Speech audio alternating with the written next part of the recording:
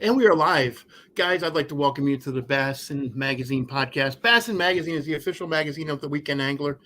First thing I'd like to do, Bassin Magazine is looking for an advertising rep. If you're interested, please go to bassinonline.com, go to contact me, and contact Brad Yule directly. If you message me, I can get you his contact information, or you can just go to bassinonline.com or contact him through Facebook. Yeah, we're really looking for an advertising rep, so please contact us if you're at all qualified to do this. Tonight I have a very special guest, Lea Ann. Got her name right this time. Thank you. Lea Ann Yes. does a little bit of everything, but I want to talk to her about her fishing ability. She caught an amazing fish. She caught it on light line. Yep. Oh my God, tell me about it.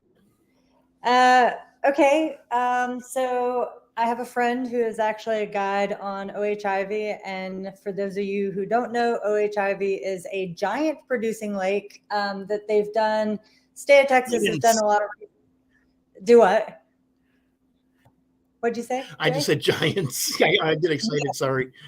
Yeah. Oh, no, you're fine. So major giants. But so, they've done a lot of research in as far as stocking goes and everything like that. And they have two different strains of bass in the lake, an F1 strain, a Florida strain. For those of you who don't know, there's the F1 strain is a mix of a northern and a Florida strain combined. The Florida strain is a big head, big mouth, long body, and the F1 strain is a smaller head, shorter body, more girth, right? So Yes. My friend Dalton, he's a guide on OH Ivie, and he called me and he said, "Hey, look, I have a few days that's off. Do you want to come and have fun fishing?" And I'm like, "Yes." Like, I don't get any time to fun fish except for here or there at local ponds around me because I don't live near a big body of water. And he said, "Hey, come out, let's go fishing." I said, "Okay." So just go hang out. The first day I was there, it was kind of blowing pretty hard. And we decided to run upriver, which if you've been upriver at OH Ivie, it's beautiful. It reminds me of California lakes. You can actually flip the rock ledges. And Nice. I mean, it was literally like 3-pounder after 4-pounder, solid bites. But it was blowing too hard to go and fish Main Lake. So we went in, we had lunch at Elm Creek RV Park, which their lunch is amazing. We went back out on the water, kind of trolled around. Dalton uses live scope. I'm not too much of a fawn fan of it because it has messed me over a few times during tournaments as a non-boater. But I was trying my best to learn the live scope ways because it is a great tool for a highly pressured body of water. So we moved to Main Lake and, catching some smaller fish. And then we moved to an area where it looked like they were pretty active. So he was having me throw this like 10-foot telescoping rod with a 10XD. And he's like, cast out, cast out, cast out. And I'm like, this is killing me. I was burning, a 10XD deep cranking. I'm like, this is killing me. My arm's dying, right? And so he takes over that rod. I switch back over to the spinning gear because whatever. So he hooks into like a 7-pounder and he's like, "Hey, send it back out there because there's a big group of them." I was like, "All right, whatever." So I send it back out. Not as soon as I'm like 5 cranks in, the line goes soft, and then I crank it again and it's pressure. And I'm like, oh my God. So I had a 10-pounder on. Wow. My first double digit. And so once, I'm pretty sure that every single person that was on Ivie that day actually knew about this fish because I lost my mind, right? So, yes. We got her in the net, I did my dance, it was great. So she weighed 1058 and, got her in the net, clean release, all the photos, I was shaking. Like I got really, really jonesing about it. Right. So next morning we go out. We got good juju going because we're like, yeah, we caught a giant. Like, but we weren't in a hurry to get out. We just kind of were farting around. So next morning we went out and we were kind of messing around on some rock piles. And then we moved to a different little pocket. And I trying this live scope stuff, and what he was telling me, he's like, hey, just cast where I cast. I'm like, whatever. Okay. So he's like, he cast about 50 foot from the boat. I cast about 55 foot, slightly to the left of him, 55 foot away. And I was looking down at the live scope, and I was like, I'm pretty sure I got a follower. And he's like, no, you don't. No, you don't. And I was like, okay. Well, what these fish would do, what was crazy about Ivie is because it's seen so much pressure, these fish, you would see, and you could tell what were big fish and what were little fish on live scope, just because, it is literally an underground, it's like an ultrasound for the water, right? You're seeing everything. So I was throwing a Demiki rig and 10-pound line.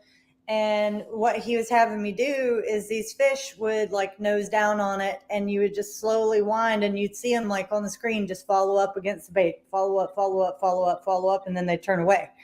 Oh. And what was crazy, and you could tell they had either been caught before or they knew that it was artificial. And these fish would actually literally go butt up against the trunk of a tree. They'd like get as close as they could next to any sort of structure they could find, so you couldn't catch them, right? So I'm like, all right, whatever. So he sends it out, I send it out, and I was like, dude, I think I got a follower. He's like, no, you don't. I'm like, okay. So I'm working my bait slowly up, and the fish comes up at it, and she's like, nope, turns away. So I open the bail. He told me, he said, no matter what you do, don't open the bail. So I opened the bail.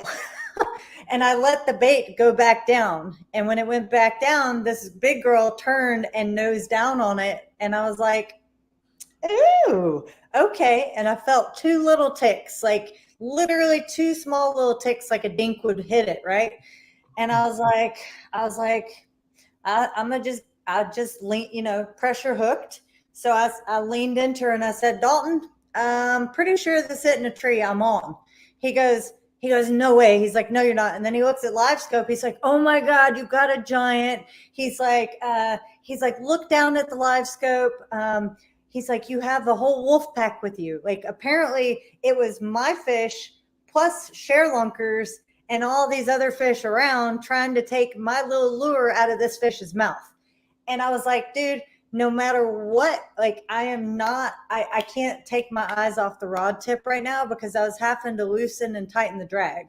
Yes. Every time she would get close, she would take back off.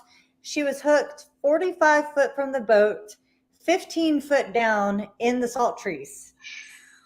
And I'm talking it was probably one of the hairiest fights I've had with a fish, because I was pooping my way through the whole thing. And he's like, he's like, look down at the live scope. I said, no. And he's like, you know what, once we actually got her in the boat, he was like, oh, I'm so glad you didn't look down, because what was crazy, so she was hooked so far away, so deep, whatever. These big fish, when they get hooked, they actually will dredge a hole because they shake their head or whatever. They'll dredge a hole in their lip because of so much weight behind them, right? So once we got her in the net, I went to take out the lure and it just fell off. A lot of times they fall off in the net. The hooks do.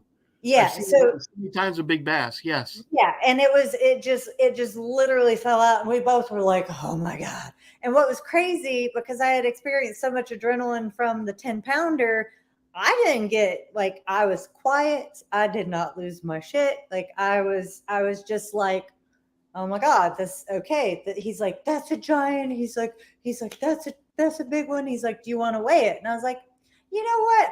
Yes. So we put her in the live well, pulled the boat out of the water, took the boat up to Elm Creek and put her on the big scale, and did a dry weight, which is where most people don't know what a dry weight is. So you take her out of the live well, put her in a bag, and then take her up to the scale, and then put her on the scale without water, and then put her back in the bag. So we did a dry weight on her, and she was 1203. And then it was, and we put her back in the live well, and then relaunched the boat and did a clean release on her. She swam off just fine. But yeah,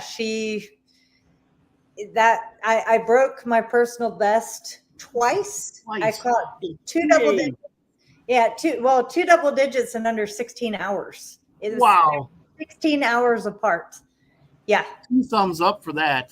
Yeah, it was insane. That is insane. So you caught did you catch them both on a Damiki rig? No. So the 1058 was on a 10XD with significantly heavier line, so deep cranking. And then the 1203 was actually on a 10-pound Seeger Red Label fluoro. So she was on fluorocarbon. They're saying, oh yeah, that's nothing. But for those of you who don't know, fishing light line in salt trees that far away from the boat and that far down is a very sketchy situation. 8-pound, 10-pound, 12-pound. If that rubs against anything, there is a chance that line will snap just like that. There's any chafe in the line, you're going to lose that fish, 100%.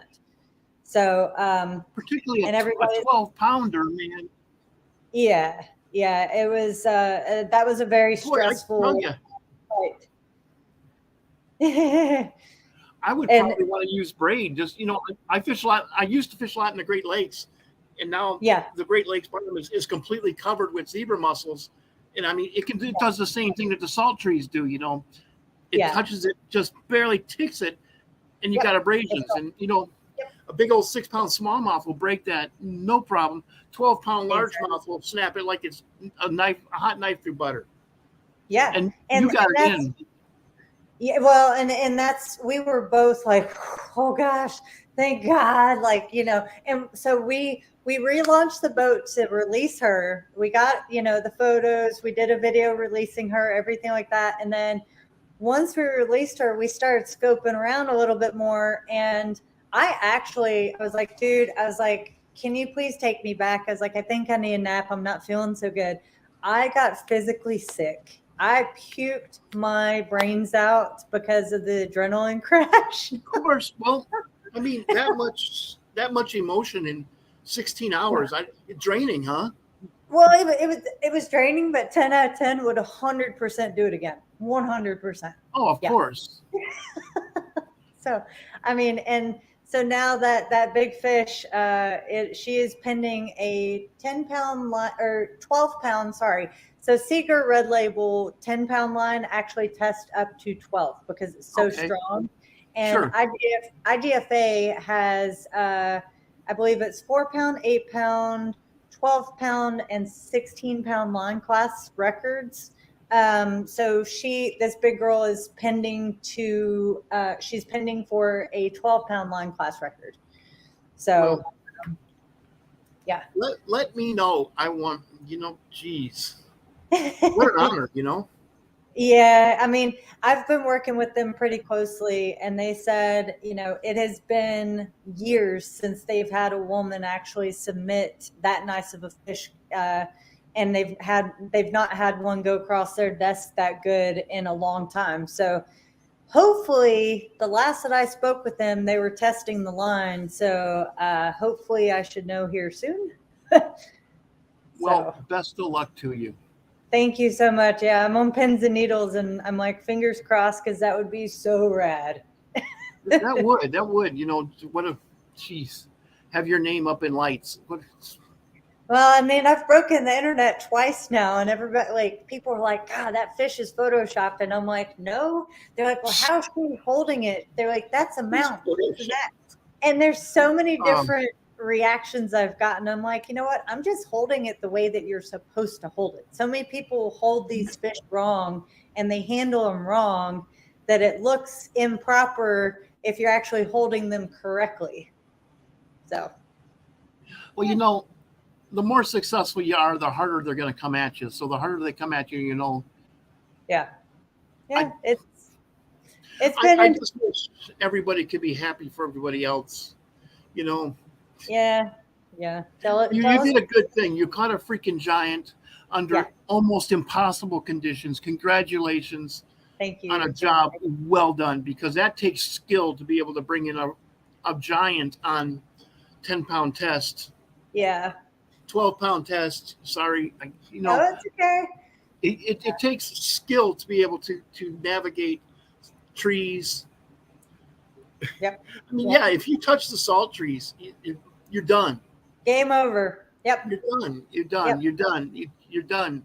And I know I had used to that when I first moved down. Actually, I'm going to be honest with everybody. I'm still having a hard time getting used to that, coming from Illinois and fishing Green Bay where there is no structure. Right. That's Down here where I it's wouldn't know what to do with myself. Yeah, I wouldn't know what to do with myself. I love structure. Or there's nothing but structure down here. It's just a different mindset, and I'm having a hard time getting used to it. Yeah. So I feel your pain. I know exactly how that is. I got to get this up because I was when you fish super clear water like Green Bay, you have to use 6-pound test and you have to know how to fight a fish. And I know how to. This is not easy to do. I've done this a million times, and I've actually done that for other people when I'm guiding. I'm sitting there adjusting their drag. It's not easy to do. Well, and I'll tell you, everybody's like, oh, she wouldn't have been able to do that if she wasn't with a guide and everything like that. And, I would say it depends on the body of water, but I've caught giants recently during tournaments. So it doesn't matter who you're with. It just is a matter, in my opinion, of fishability. If you actually know what you're doing, there is a chance to land these big fish. If you listen to who you're with, if you listen to, what your instincts and what you've been taught, there is optimum chances to land these fish. So it's nothing to do with a guide. Guides do help. But again, it doesn't matter what anybody says. You got that fish in the boat. I agree. Yeah. So all that is just noise. Yeah. It's what been they a lot. Saying is, hey, Lea Ann, good Yes. job. Thank you. Good job. Thank you. Yeah. I congratulate you. I'm sure everybody listening here congratulates you. And thank you. It's you did a thing, man. It was a thing. You know what? And I was, my personal best prior to going to OH Ivie was 7 pounds, 8 ounces. And I broke that twice in under 16 hours, and I laid my hands on my first double digit. And honestly, going out there, we had no intention of heavy fishing or landing giants or anything like that. It was just a fun day to go fish. And it just so happened that it produced, because it is a big fish lake. So, knock on wood, some things happened, and I got me a giant. 2 giants. So yeah, well, truth be known, my personal best is a little over 7 pounds. So what? Hey, dude, you got to go to Ivie. You have to go. Yeah, I got to go to Ivie. But I'm from the Northland where my personal best was a smallmouth for years until I finally caught a 7-pounder. There just aren't the giants up there like there are. And Texas is a special place. I don't care what anybody says. Texas is a special place. West Texas is even more special. I just had Jason Kahn recently who cut the 17.03. That's my boy. I love Jason. He's awesome. That guy, he's sick. Yeah, I had him on. I just told him, you need any help, you just call me. I'll do whatever I can. Yeah. He's a stick, that's for sure. So. And now he's on the Fork, Lake Fork, and he's like, well, a little bit later in the summer, I go up on the flats and I can find schools of 8-pounders. I'm like, oh yeah, dude, it's crazy. So recently I fished, was it Toledo Bend? During the tournament at Toledo Bend, they had over 10 pounds caught. Over 10. And the Share Lunker truck actually came to the tournament because there were so many giants that were caught. Like, it's just these lakes that, so being from the East Coast and fishing the lakes over there, the lakes here are as if all the lakes on the East Coast had a bastard stepchild, and then they produced, but much bigger fish. Like it's just the bodies of water out here, they just produce so good. And the fisheries, the people maintaining the fisheries, they've done such a good job that it has a chance to grow these big fish, right? So the share lunker problem, our problem. it ain't a problem. That's a good problem. No, it's not a problem. It's a problem for other states. The share lunker program, we had the executive director on, Brad Knight, several weeks ago, and the numbers she was talking about and just the fisheries that they have helped to create and the way they do it is just wow, you know, and you know, that would mean nothing, but the results that they're getting is just out of this world. I'm really at a loss for words, but yeah. Well, when I hear people like, you know, people like you telling me two 10-pound plus in 16 hours. Well, and the thing is, people are like, how are you catching these big fish? So here's the deal. These big fish didn't get that big by being stupid. So if you show them 25-pound line, if you show them braid, typically they're going to turn away from it, which is why we were throwing lighter line and a smaller lure, because, you know, the bigger fish, they're fun. They're lazy. They're like, there's a snack. I'm gonna eat it, and that's it. Like the other ones are like, oh, let me get it, right? But like they show them something different. That's the whole approach that Dalton actually had. He is showing them something that's different. Lighter line, less visibility of it being attached to anything. You know, it's just a matter of, you know, it is a high pressure body of water. It's just a matter of figuring out what they want, figuring out how they're, you know, transitioning, figuring out what structure they're on, everything. It's constantly changing because of how much pressure it actually has. So you have to be aware of all of that. So, man, I completely agree with you. I couldn't agree with you more. You're spot on with all that. Yeah.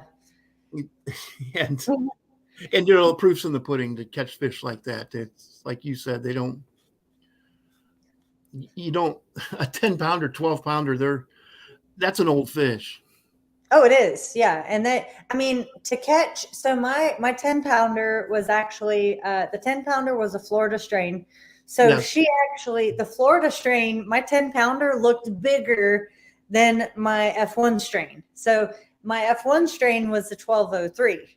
And it was kind of crazy because everybody's like, oh gosh, you know, that's a giant, when I posted the 10, and I'm like, no, that's my small fish. That's the smaller one. So, you know, just to see these fish in person, it's insane. And I was always told that, you know, the bigger the fish, the bigger their eyes. Like these fish had bigger eyes than my eyeballs. Like, yeah, to see it in person it's a whole situation in itself. And you make eye contact. When you make eye contact with that fish, it's a situation. I don't know how else to describe it, because they will look at you when you're holding the fish and you're like, because I wanted to see the fish up close, because it's a giant. I don't know if I'll ever hold a fish again that big in my life. I'm sure I will. I probably will. I hope I will. But I mean, they are just something to marvel at. It is insane to see just the body, just all of it. Yeah, they're amazing. That's incredible. That's incredible. I don't know, man. I don't know what to say. Yeah, it's a lot. So, well, you know, I know how busy you are. I'd like to thank you so much for coming on the Bassin Magazine podcast. Of course. Are there any shout outs you'd like to do? Would you like to do any shout outs? Daiwa, AFCO, who else? We got Fly Zone Fishing, Fish with Heart, P-Line, G-Rap Baits. Oh God, I'm gonna get Danco Pliers. Oh gosh, I can't forget them. Yeah, that's about it for right now. Okay. Seeger, I'm going to shout out to Seeger, even though I shouted out to P1, but Seeger, thank you guys for making a good line and making it durable enough to help me land that big old fish. Jeez. So. Yeah. Seeger. Thank you. Of course. Yeah. I'd like to thank you for coming on the podcast. Of course. Yeah. Thanks for having me again. Guys, I just wanted to tell you, Lea Ann and I we had to do a lot of coordination to get her on this. Yes. And we got Kiki. Kiki's here. She said hello. Yeah. So, yeah, thanks for having me again. Well, you're welcome on the Bassin Magazine podcast and the Let's Talk Fishing podcast anytime. Okay, thank you. Anytime. Guys, Bassin Magazine is the official magazine of the weekend angler. And with that, guys, get out there and have fun. Like Lea Ann and I were talking before the podcast, you can't make memories sitting on the couch. Yep. And a 12-pounder is going to be a memory that, geez, I would tell my grandkids about that. Oh, yeah. It has been a lot of stories for a lot of people, and I have been to near of anybody who will listen. Well, I wanted to have you on so that we could broadcast the correct story. Perfect. Yeah, thank you. I appreciate that. Guys, I'm going to end the podcast with that. And Lea Ann, please stick around for 2 minutes afterwards. I'd like to just go over a couple things. Okay. Thanks, guys.